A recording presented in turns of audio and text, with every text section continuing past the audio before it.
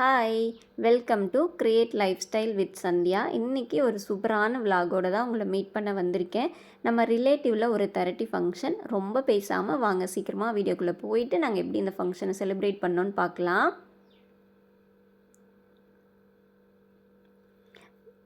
நம்ம காட்டில் கொஞ்சம் வேலை இருந்துச்சா, தண்ணி கட்டுற ஒர்க்கெல்லாம் இருந்துச்சு. அதெல்லாம் முடிச்சுட்டு மத்தியானம் போல் தான் ஃபங்க்ஷனுக்கு கிளம்பி போயிருந்தோம்.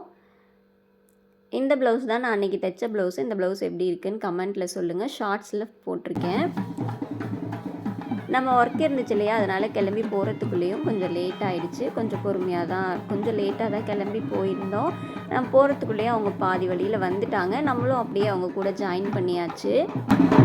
சீர்தட்டை எல்லாமே எடுத்துகிட்டு போயாச்சு. தாய் மாமா வீட்டு சீர் அப்படின்னாலே மேலதாளத்தோடு போகிறது தானே நல்ல வைப்பு. அதனால் மேலதாளத்தோடு வீட்டுக்கு போயாச்சு.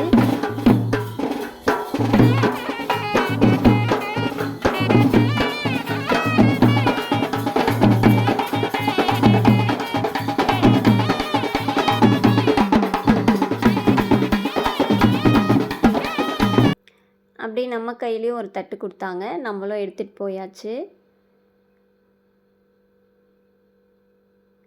இவங்க எங்கள் மாமனாருக்கு கொஞ்சம் ரிலேட்டிவாக, அதனால் எங்கள் மாமனார் அவங்களாம் பங்காளி வீடு அப்படின்னு சொல்லிட்டு அவங்களுமே தாய்மாமா வீட்டு சீருக்கு எல்லாமே பண்ணியிருந்தாங்க. ஃபஸ்ட்டு தாய்மாமா வீட்டு சீர் போகும்போது தண்ணி ஊற்றி அவங்கள வரவேற்றுட்டு அதுக்கப்புறமா ஒரு பித்தளை குடத்தில் தேங்காயில் விளக்கெல்லாம் ஏற்றி அதையும் சுற்றி போடுவாங்க. அதுக்கப்புறமா நம்ம எப்போவுமே ஆரத்தி கரைப்போம் இல்லையா, அதுலேயுமே ஆரத்தி எடுப்பாங்க.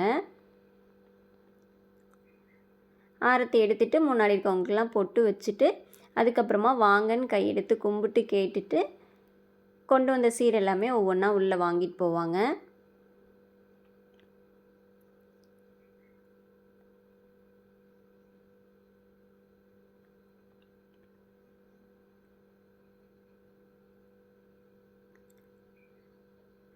சீர் எல்லாமே வாங்கிட்டு போய் ஒன்றா அடுக்கி வச்சாங்க. அப்புறம் மாமா வீட்டிலேருந்து சாரீ கொண்டு வந்திருப்பாங்க இல்லையா, அதை கொண்டு போய் பொண்ணுக்கு கொடுத்து பொண்ணை வந்து ரெடி பண்ணி கூட்டிகிட்டு வந்துடுவாங்க.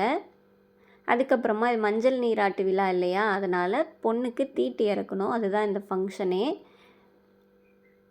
தாய் மாமா வீடு வந்து பொண்ணுக்கு பொட்டு வச்சுட்டு அதுக்கப்புறமா தீட்டை இறக்குவாங்க. எல்லாம் சுற்றி போட்டுட்டு இந்த பாலக்குச்சி அப்படின்னு சொல்லுவாங்க இல்லையா, அந்த குச்சியில் அருகம்புல்லை கட்டி இந்த எருக்கஞ்செடியெல்லாம் கூட வச்சு அது கூட தான் நம்ம தீட்டை இறக்குவாங்க. இந்த மாதிரி 3 பண்ணுவாங்க. சாணியில் தெப்பக்குளை மாதிரி கட்டி அதுக்குள்ளே பால் ஊற்றி வச்சுருப்பாங்க. பாலில் ஒரு டைம் தொட்டு, தண்ணியில் ஒரு டைம் தொட்டு, இந்த மாதிரி தலையில் கையிலெல்லாம் வச்சு பொண்ணுக்கு தீட்டை இறக்கிடுவாங்க. அதுக்கப்புறமா ஒரு ரெட் கலரில் சாப்பாடு செய்வாங்க. இந்த நார்மல் சாப்பாடு தான். அதில் சுண்ணாம்பு மஞ்சள்லாம் போட்டு கலந்தோம் அப்படின்னா அது ரெட் கலரில் மாறிடும் இல்லையா, அதுலேயுமே விளக்கேற்றிட்டு அதையும் பொண்ணுக்கு சுற்றி போடுவாங்க. அதை சுற்றிட்டு கடைசியாக எப்போவுமே நம்ம ஆரத்தி கரைப்போம் இல்லையா, திருஷ்டி கரைக்கிற மாதிரி அந்த ஆரத்தியை கரைச்சி அதையும் ஊற்றிடுவாங்க. அதுக்கப்புறமா யார் யார் நலங்கு வைக்கிறாங்களோ அவங்கெல்லாம் நலங்கு வைக்கலாம்.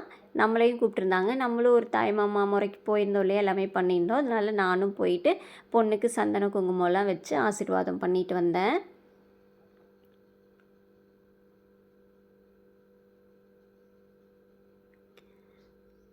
அப்புறம் நம்மளும் அது சடங்கெல்லாம் பண்ணிவிட்டு சாப்பிட போயாச்சு. சாப்பிட்டுட்டு மொய் எழுதிட்டு வந்தாச்சு.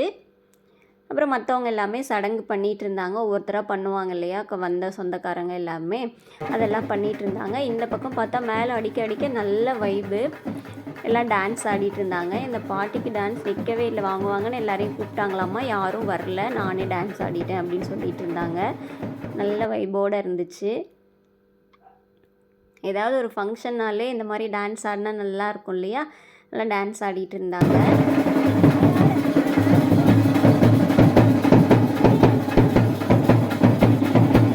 அதுக்குள்ளே எல்லாருமே சடங்கு செய்கிறவங்களாம் செஞ்சுட்டாங்க. அதுக்கப்புறமா தாய் மாமாக்கும் பொண்ணுக்கும் வந்து சாப்பாடு போடுவாங்க. இதில் போட்டி வைப்பாங்க, யார் சீக்கிரமாக எந்திரிக்கிறாங்க அப்படின்ட்டு.